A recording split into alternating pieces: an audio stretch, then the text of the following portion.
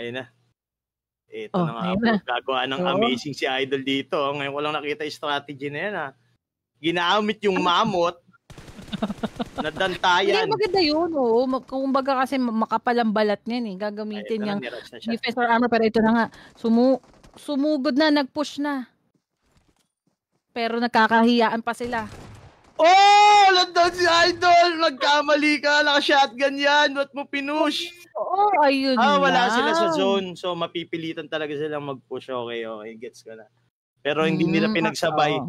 Dapat dito sabay silang sumugod. Mas malaking chance na na manalo. Actually, kesa win on V1 nila, dapat nag-2v1 na. na lang. Ngayon, So, titingnan natin. Oo, kung si Magnus pa rin ba ang makakakuha ng manok na to. Pero susugod na nga si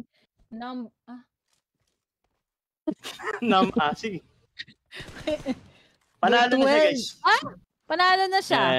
Panalo wala na. Oo, talagang ako nag-coach kasi talaga dyan. Oh, galing. Screenshot, Magnus, 7 elimination. Yes, solo squad.